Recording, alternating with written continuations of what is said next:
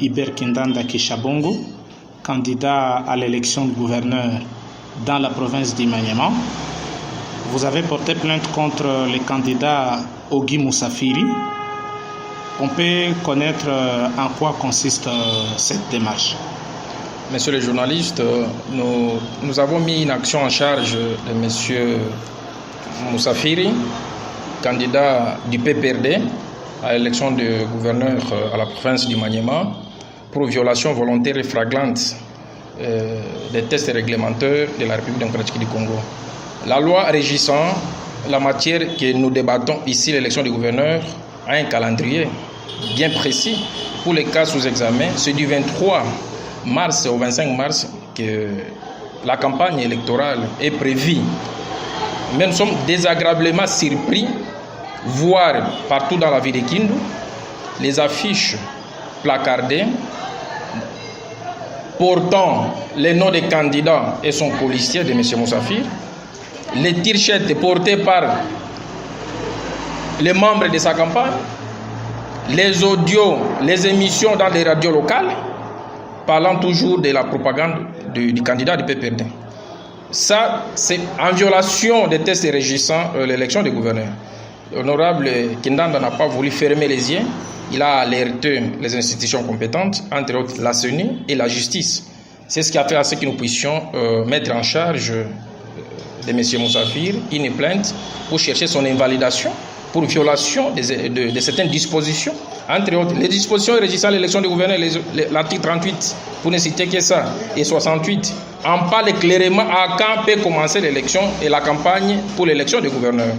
C'est après l'installation du bureau définitif de l'Assemblée provisoire, 21 jours après, mais pour les cas sous examen. Le bureau n'est même pas encore installé, mais M. Moussafiri commence la campagne. Allez au marché, vous allez trouver ces photos. Allez par-ci, par-là au stade, vous allez trouver candidat gouverneur Moussafiri, numéro autant. Il se donne même un numéro pendant que nous sommes à la phase de transmission des arrêts rendus par les différentes cours d'appel par rapport aux contestations liées à la candidature. Nous ne sommes pas encore même à l'endroit opportun pour aborder sa campagne.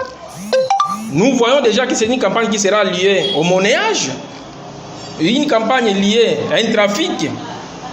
La monnaie ne sera pas élire un gouverneur, ni non plus le trafic à Kinshasa, c'est les députés. Nous avons confiance aux députés. Les géants hommes politiques. Honorable Kindanda a confiance à la base. Et la base, c'est l'Assemblée provinciale, qui est composée de députés provinciaux qui vont élire. Ce n'est pas l'argent qu'on se prévaut par-ci par-là qui viendra élire, ni moins l'influence de Kinshasa qui élira.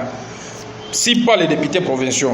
Donc, nous n'avons pas voulu fermer les yeux à cet aspect-là. Il y a une plainte à charge de M. Moussafiri pour devoir décourager cette attitude-là d'antivaleur. Voilà. Vous évoquez la corruption, l'argent. Disposez-vous des preuves? Puisque vous parlez de ça. Nous en parlons. Nous avons des preuves. Nous avons des preuves que nous allons mettre à votre disposition de ce qui se dit. Nous parlons encore au conditionnel à présent que le poste de gouvernorat est en train de vouloir être monnayé et est en train d'être trafiqué par un groupe de gens. Et nous réunissons les preuves pour devoir aussi parler de cet aspect-là lié à l'escroquerie et aussi, voulais-je dire, de la corruption. Nous réunissons pour aussi devoir aborder cet aspect des choses parce que nous voyons déjà les signes allant vers le sens de la corruption qui se dessine déjà.